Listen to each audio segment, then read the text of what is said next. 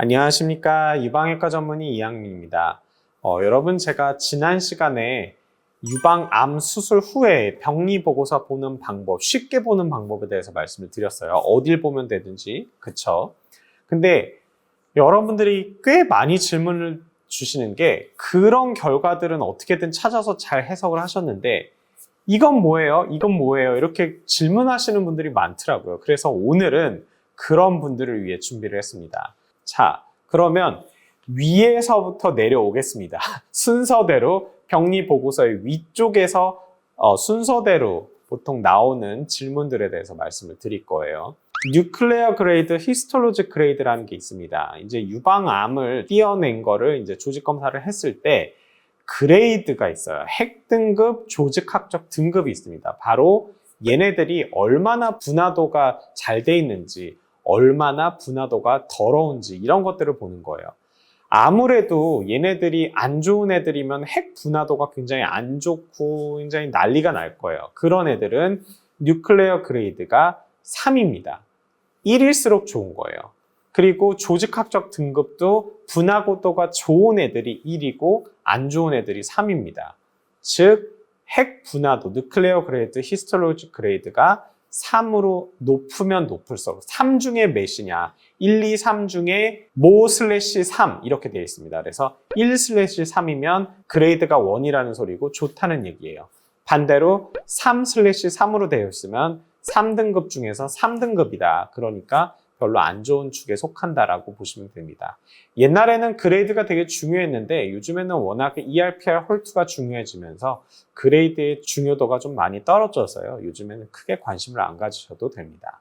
자, 그 다음에 EIC라는 얘기가 나올 거예요. 상피내암이 얼마나 차지하고 있는지를 보는 겁니다.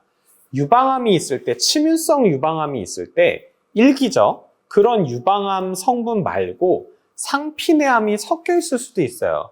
예를 들어서 암은 5cm인데 침윤성 유방암이 1cm다. 그러면 얘는 크기가 얼마라고 우리가 얘기를 하죠? 5cm라고 얘기를 안 하고 1cm라고 얘기를 합니다. 왜?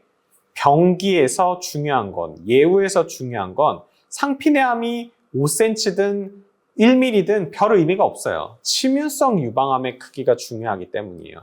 그런데 상피내암이 동반되어 있을 때 이게 얼마나 심하게 상피내암이 동반되어 있는지를 보는 게 Extensive Intraductal Component입니다. 그래서 ERC가 높다는 거는 암이 있는데 대부분이 상피내암이고 침윤성 유방암은 조금밖에 없어. 이렇게 돼 있는 거예요. 그래서 예를 들어서 5cm 암이 있는데 그 중에서 침윤성 암은 5mm밖에 안 된다. 그러면 95%는 상피내암이잖아요. 이럴 때 EIC가 95% 이렇게 적어주는 겁니다.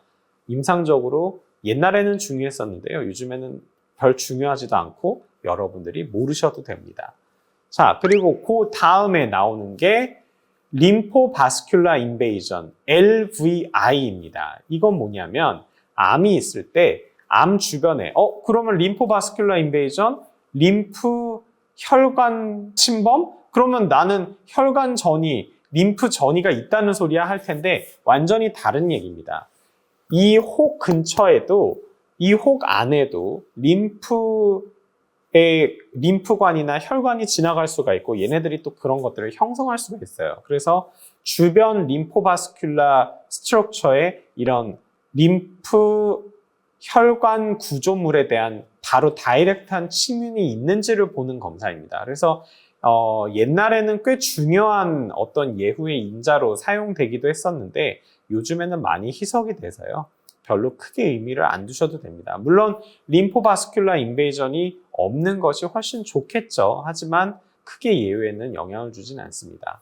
그리고 TILS, 튜머 인필트레이트 림포사이트를 보는 건데 이게 왜 중요하냐면 유방암 주변의 기질에 림프구에 어떤 증식이 있을 때 그리고 그게 없을 때 예후가 더 좋고 안 좋고 이런 것들이 연구가 꽤 진행이 많이 됐습니다. 그래서 그런 인자들을 많이 보는데요.